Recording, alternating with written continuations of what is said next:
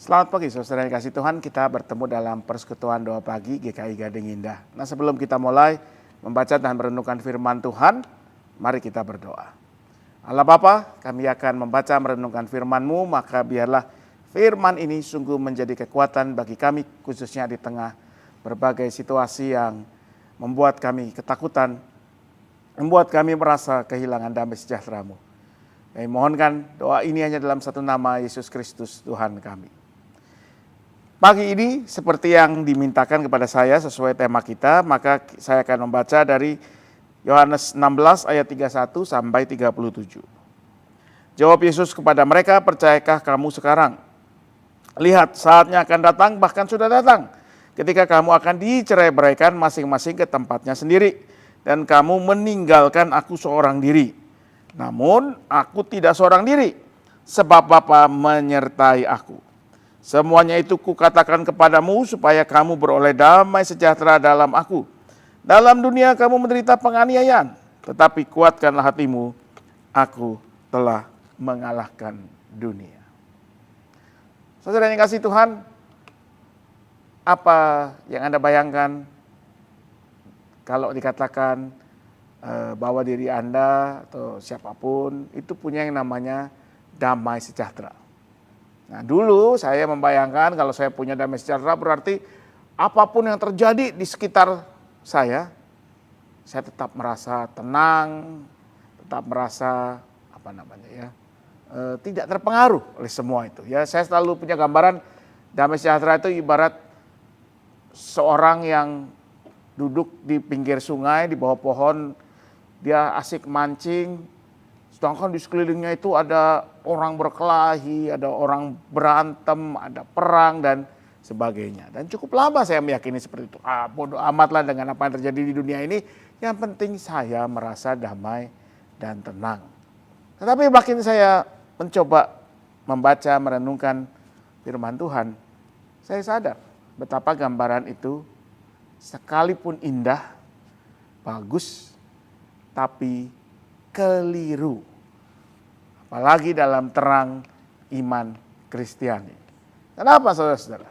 Karena kita ini murid-murid yang mengaku sebagai murid-murid Kristus dipanggil oleh Tuhan Yesus Kristus untuk hadir di dunia ini sebagai garam dan terang.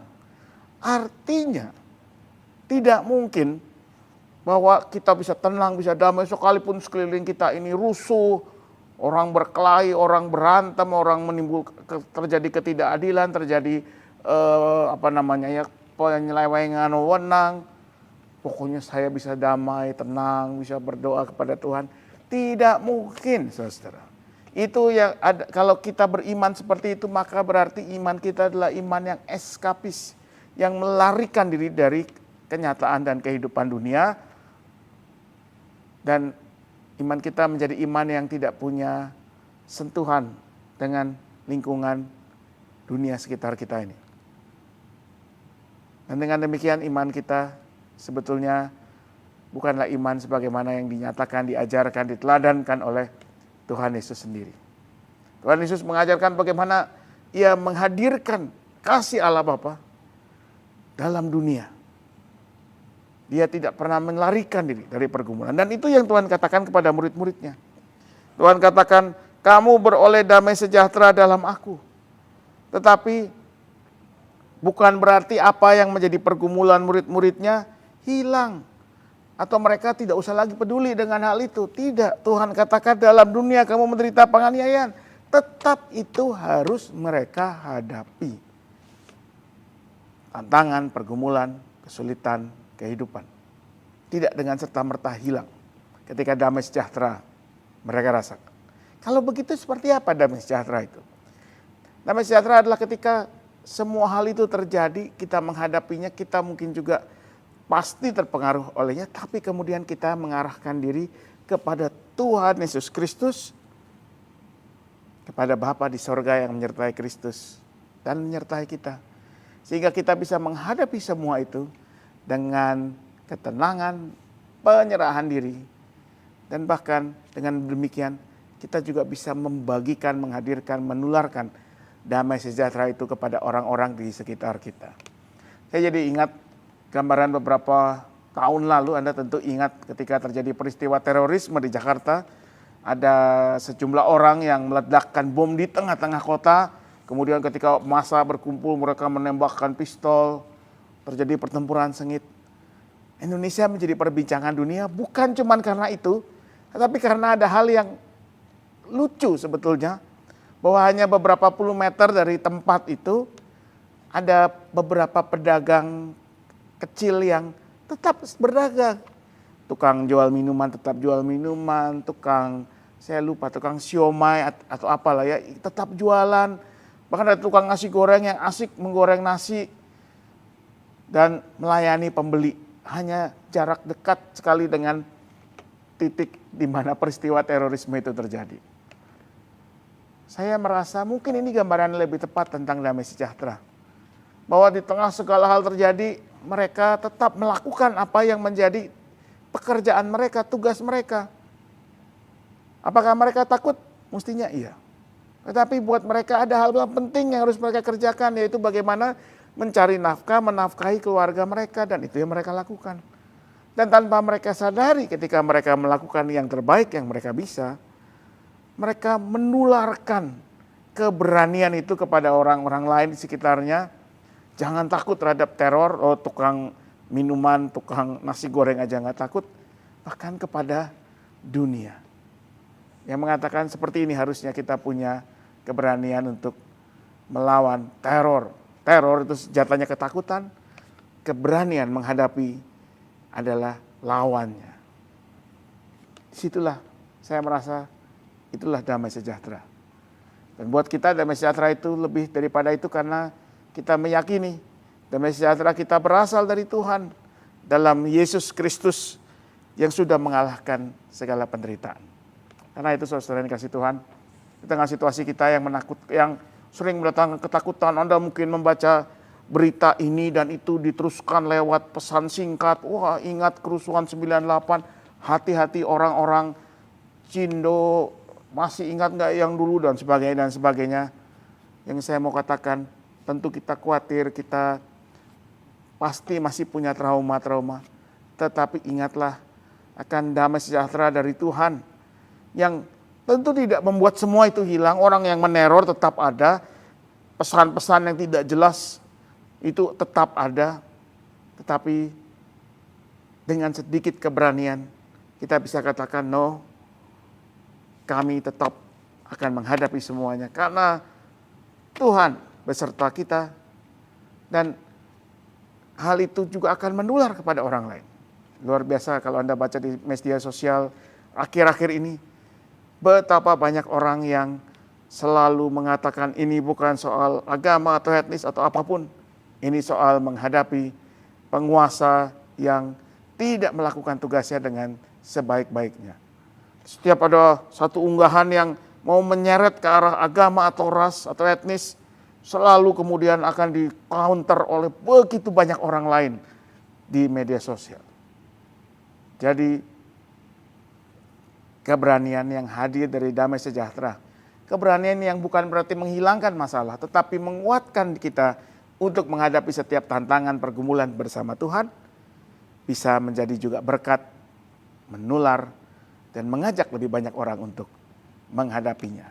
Dan merasakan damai sejahtera itu.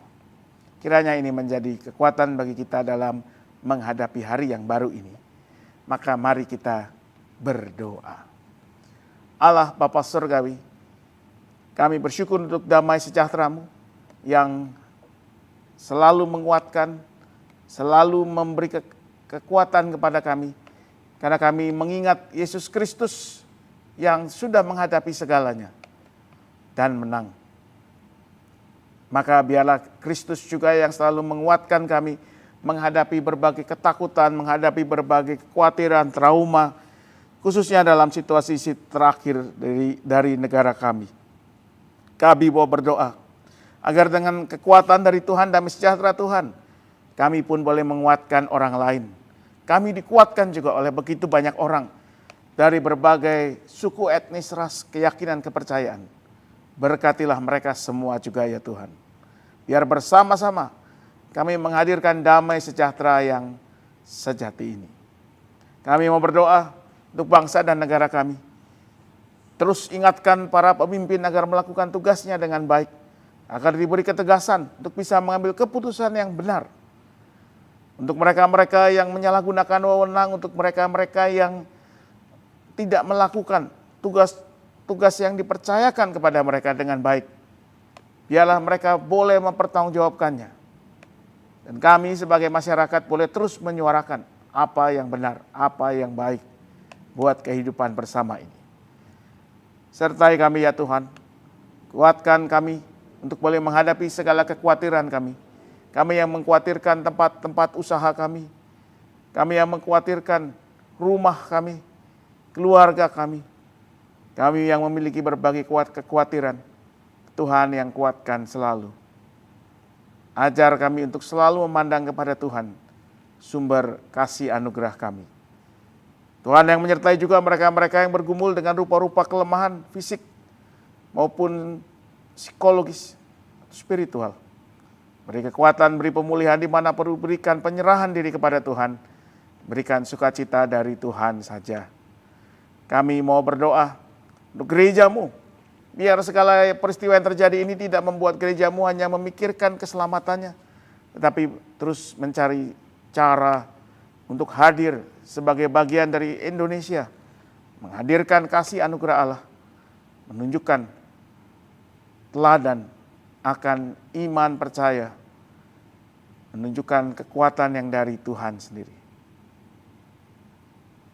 Kami berdoa untuk setiap keluarga, berkati, sertai, lindungi. Kami mohonkan doa ini hanya dalam satu nama, Yesus Kristus Tuhan dan Juru Selamat kami yang hidup. Amin.